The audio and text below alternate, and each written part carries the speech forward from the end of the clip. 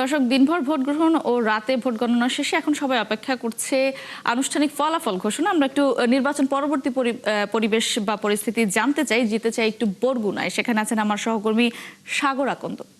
কেমন দেখছেন পরিবেশ? তাছাড়া যারা বিজয়ী হয়েছেন তাদের নেতাকর্মীরা কোনো বিজয় মিছিল করেছে কিনা, এর পাশাপাশি সাধারণ মানুষের প্রতিক্রিয়া কেমন দেখছেন জানাবেন।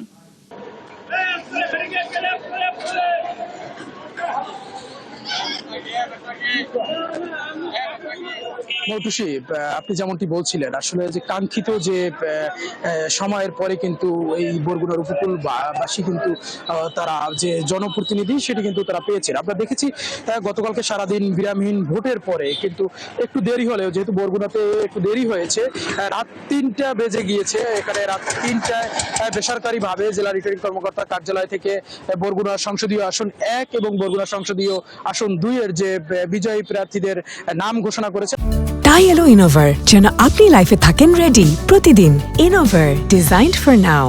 আমি যদি বরগুনা ১ আসনের কথা বলি, এখানে প্রতিদ্বন্দ্বী করেছেন ইসলামী আন্দোলন বাংলাদেশের মনোনীত প্রার্থী মাহমুদুল হাসান অলিউল্লাহ এবং বিএনপি মনোনীত প্রার্থী নজরুল ইসলাম মোল্লা। এদের মধ্যে কিন্তু যে মাহমুদুল হাসান অলিউল্লাহ রয়েছেন ইসলামী আন্দোলনের, উনি কিন্তু এখানে বিজয়ী হয়েছেন এবং উনি ভোট পেয়েছেন কিন্তু ১,৪০,২৯১ ভোট পেয়ে উনি বিজয়ী হয়েছেন। এবং নিকটতম যে প্রার্থী বিএনপি প্রার্থী নজরুল ইসলাম মোল্লা, ওনার কথা যদি বলি, উনি ১,৩৬,১৪৫ ভোট পেয়েছেন। আপনাকে যদি আমি ২ আসনের কথা বলি, বরগুনা ২ আসন যেটি বেতাগী, বামনা, পাথরঘাটা নিয়ে গঠিত, এখানে কিন্তু নির্বাচিত হয়েছেন বিএনপির ভাইস চেয়ারম্যান নুরুল ইসলাম মনি। উনি কিন্তু ভোট পেয়েছেন ৯০,৬৪৩ ভোট পেয়ে উনি নির্বাচিত হয়েছেন। এবং যে ওনার যে প্রতিদ্বন্দ্বী প্রার্থী ছিল জামায়াত ইসলামের ডাক্তার সুলতান আহমেদ, উনি কিন্তু ভোট পেয়েছেন ৮৫,২৪৭ ভোট। এবং আপনাকে আরেকটু তথ্য জানিয়ে রাখি, এখানে